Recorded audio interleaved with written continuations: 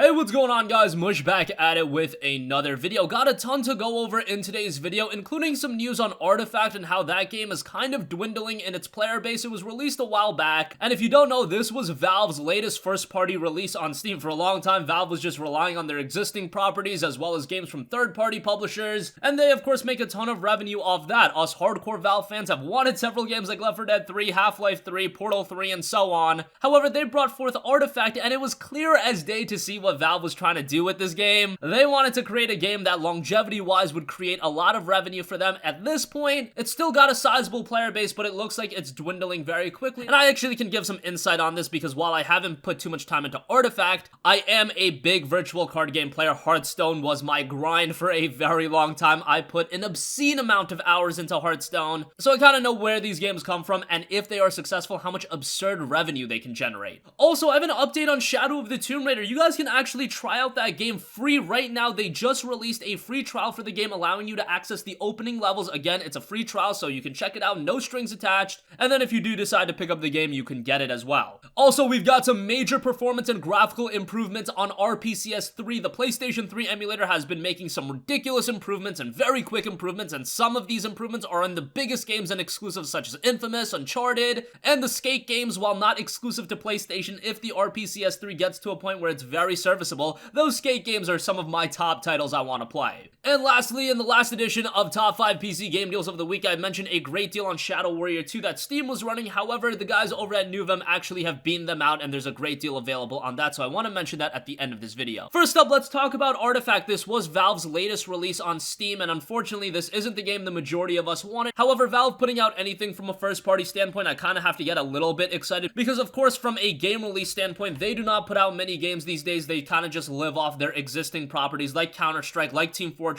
Dota. Those games just constantly generate revenue for them, so they don't really have any impetus or any pressure to release new games. However, a little while ago on November 28th, they did put out Artifact, a collaboration between legendary game designer Richard Garfield and Valve. Artifact offers the deepest gameplay and the highest fidelity experience ever seen in a trading card game. At least that's what Valve was touting. The game takes place in the setting of Dota 2, so much like Hearthstone, borrowing from Warcraft, Hearthstone does have some original cards as well. Artifact was already building off a popular property. However, the all-time peak in the last 7 days for Artifact was 60,000 players, and you'll notice that the 24-hour peak for the game is already at 25,000 players, and you'll notice that the game has been dwindling in player base pretty quickly. Now, if this was a single-player game, I would say, hey, that's fine. All single-player games are gonna phase out. However, considering this is a multiplayer game that's thriving on its longevity, losing a large portion of your player base this quickly, that's definitely a red flag, and I don't know what the longevity for this game is gonna be. I feel like if you're into trading card games, especially in the virtual sense, you're either on Hearthstone, although Hearthstone has turned some people off as well. So Artifact is competing with some big titles. However, the thing about these virtual card games that even if it might not be doing too well, there's a reason why Valve went this route in putting out a new game. These virtual card games can generate absolutely obscene amounts of money. I know people, and I myself have dropped an absolutely ridiculous amount of money into Hearthstone. It's actually embarrassing how much money I've dropped into Hearthstone. Virtual cards, just think about the resource investment it takes to create a game like Artifact. Yes, there's definitely work that needs to be done. You need to craft all these cards. You need to make sure the game's balanced. But comparatively speaking to the revenue that a game like Artifact can potentially generate, and then a game like Half-Life 3, yes, that game would sell incredibly well, but there are a lot of resources that need to be put forth to develop a Half-Life 3. And don't get me wrong, Half-Life 3 would make an incredible profit. I'm sure that game would sell millions upon millions of copies. But again, a game like Artifact, it's easy to see where Valve's coming from. You can sell these digital items and you can make a lot of money. Now, Artifact itself is a $19.99 buy already, so unlike Hearthstone, it's not free out of the gate. But with Hearthstone, if you really want to get competitive, you're probably gonna have to drop some money. I know people that get by with just playing Arena and getting gold that way, but man, you gotta play a lot of Arena to do that, and at this point, if you're just getting into Hearthstone, there's so many legacy cards already out right now. I know cards phase out, but there's a gigantic pool of cards, and you kinda do have to invest money if you want to get to the top, or you have to just play an insane amount of the game. But in the case of Artifact, this is definitely gonna be something to monitor. I've been saying for a while, Valve really should be putting out first-party games that people want to see. with all the competition that's coming up and that Steam has to face in the near future, one thing that Valve can do to at least keep people and gamers engaged to the platform is release some high quality first party titles. You can put out your artifacts and whatnot, you can keep updating Dota, but imagine how well a game like a Left 4 Dead 3 would resonate with gamers, and that's a multiplayer oriented game. I'm sure you can monetize it somehow if that's something you absolutely have to do, but even with that, I think a game like Left 4 Dead 3 would really resonate with gamers more so than a game like Artifact. But we'll see how this game turns out. 24-hour peak being at 25,000 is still relatively a high. Moving on from that, this is something I absolutely have to cover, and that's Shadow of the Tomb Raider getting a free trial. So you can get full access to the opening levels of Shadow of the Tomb Raider. The trial's already available to download right now. I don't know entirely what it consists of. I already own the game, but if you wanted any more evidence that Shadow of the Tomb Raider is bombing from a commercial standpoint,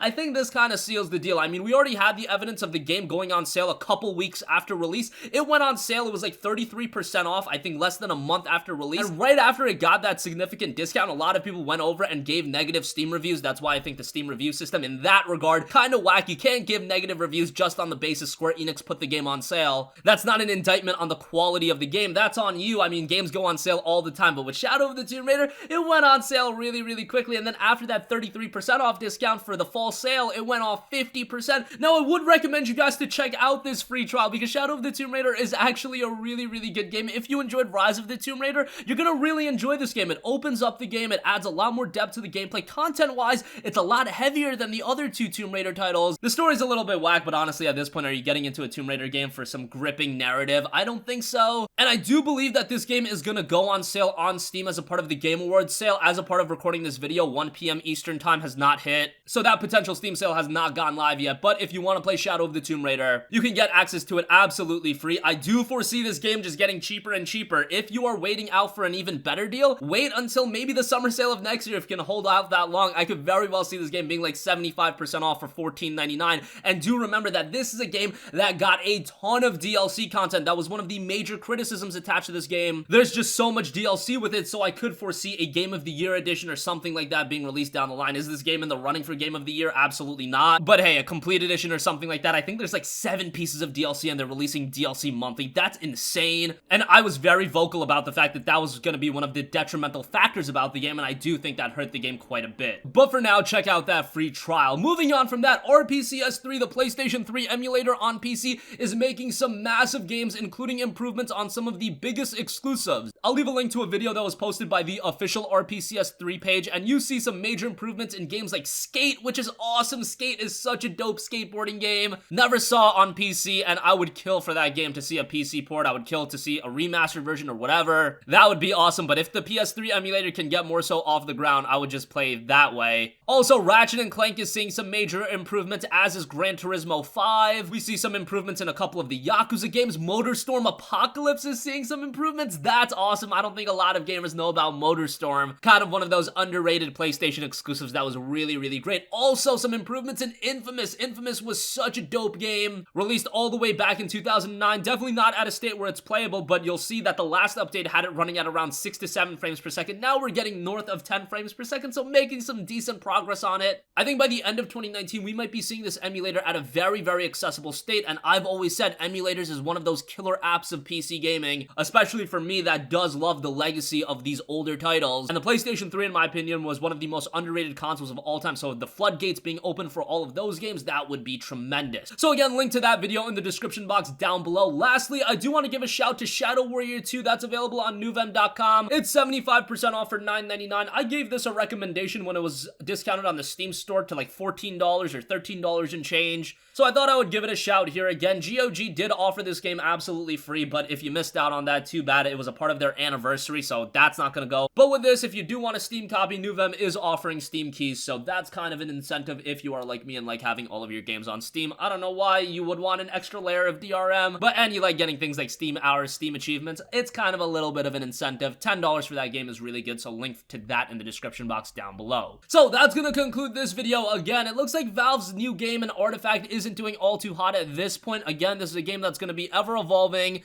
this is something you really have to monitor for the next 12 months, and we'll see where we're at there. You can play Shadow of the Tomb Raider free right now. The free trial is available to download right now, and you'll get full access to the opening levels. RPCS3 is making some major improvements. Link to that video in the description box below, and a link to where you can get Shadow Warrior 2 75% off will also be in the description box down below. That's gonna wrap up this video, guys. If you have a request for a future video, you can leave that in the comments section down below, and I will catch you guys in the next one. Peace out. Hey, what's going on, guys? Mush here again. Hope you enjoyed the video. As you guys might know, YouTube's notification system is sometimes a little bit wonky, even if you're subscribed to the channel. Maybe you're not abundantly aware that I uploaded a video. To remedy that situation, make sure you hit the bell notification button. This way, whenever I upload a new video, and I try to upload as consistently as possible, you will be notified directly of the upload, and you can watch it as soon as it goes live. I would really appreciate if you guys hit that button so you can stay up to date with all of the content I'm posting. But as always, guys, thanks for watching, and I'll catch you guys in the next one. Peace out.